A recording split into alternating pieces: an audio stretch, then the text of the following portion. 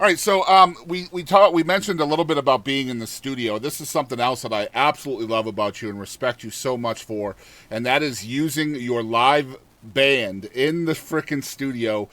Look, could more of y'all please do that out there? I love studio musicians, and I get it. They're some of the best musicians on the planet, but we as an audience would love to hear the music the same as if we were at a show. And that's really hard to do if you're using different musicians for that, isn't that right? Yeah, you don't have the vibe and the feel, and that's the whole point of having a band is everyone's personal influences come Mm-hmm. together to make one greater thing. And if you have that and it's good, why hire other people to do it? And I think because of that, it gives you more opportunity on the road to be creative, doesn't it? Yeah, absolutely. Because, like you've mentioned multiple times in this interview, that you like to experiment on the audience. And I mean, if you experiment on the audience and something works, I mean, it's so easy kind of to forget that it worked. And then you're trying to remember that for a studio musician, maybe 9 months later. That's almost impossible. Yeah. So I just love that. Like, one of my favorite bands from East Texas is a band called Blacktop Mojo. I don't know if you know who they are, but I they're don't. I'll have to you look them you up. definitely should. They're badass, but they use Well, all their members in the studio, and it's just amazing stuff. Let's talk about the record, the debut album, Alabama Sound. And by the way, I love her social media says Alabama is shit, which is amazing. it's true. So, was this? I'm assuming was written, produced, everything Alabama. Like, was it even recorded in Alabama? All of that stuff. It was recorded in Alabama, in Decatur, Alabama, by Jeremy Stevens, Okay. Alabama guy. And it was uh, all the players from Alabama. Um, I mean, it's just like as Alabama as it gets, really. Yeah. We wanted to do. I mean, Decatur's up near the Shoals, so everybody goes to Fame. Everybody does all of that, and then I found Jeremy being like, you know what? You don't have to go to Fame. You don't have to go to Muscle Yeah. Shoals to get this sound and to get this quality. And I just fell in love with what he was doing at Clearwave, and that's where I was going to do it. And we did it $100 at a time. Every off the road, we'd drive there and track 3 songs in a day, and be like, "Hey, this is our pay. This is what we can do." And it took us a while to do it, but that whole record is truly a labor of love and a lot of sacrifice because we were dirt poor Mm-hmm. doing it. But I'm still very proud of it. The songs have evolved a lot since then, Mm-hmm. especially playing them live and with different players now.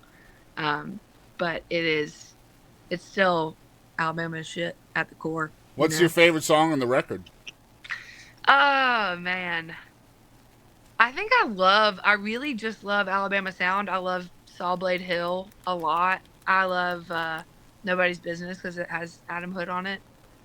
But Another I great really Alabama artist, by the I way. know, like the Godfather, really. But Yeah. I think All or Nothing may be one of my favorites that I've ever written, and that's probably my favorite. I like. It's I'm going still to the tell one you I like my the most. favorite. I'm going to tell you partly why it's my favorite. I like in it. Okay, I like in it for the pain, it's and so sad. it is sad. But the reason why I like it is because you stuck it in the middle of the record, and typically when you have like a really edgy, upbeat record, which is what I would kind of classify Alabama Sound as, it is really edgy and stuff like that. And then you stick in that sad song, that ballad, that low, somber song. Usually you'll put it right at the end, right? A Yeah, lot of a lot of artists will do that, kind of like leave it that way. You stuck it right in the middle, and I loved that. Just the way it worked, because I'm old school. I like to listen to records front to back, right? So, yeah. like, I love how it just kind of fits in there, like it just consecutively with the other songs. So that's my favorite. I really like that Thank song. you. Yeah, and I love it because it shows you writing. It shows that you have that capability to make people feel in both ways, positive and negative, right? Yeah, well, I actually didn't write that one. Oh, okay. So tell me about that.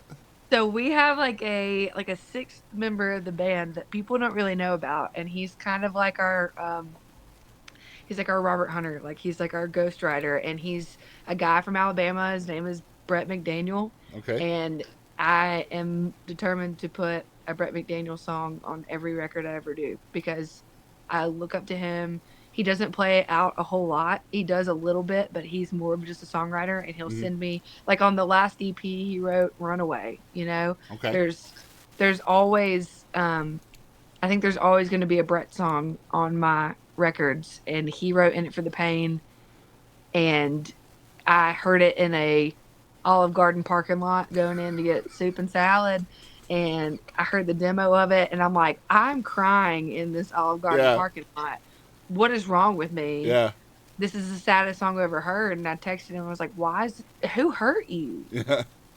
Are you okay? And he was like, oh, I was just watching TV. So that just tells you that tells you what kind of writer Brett is. And So I that listen to music when I'm doing the dishes. I do the dishes every night. So yeah. like that song came on when I was doing the dishes, and I had to stop, man. I was like, "Oh my god! Like, what is this?" It's heavy. And It's it just so comes, sad. it just comes out of nowhere on your record, though, like because it's so edgy up till that point, you know. But that's why I loved it. It just shows the kind of the yin and the yang of you, and Absolutely. yeah.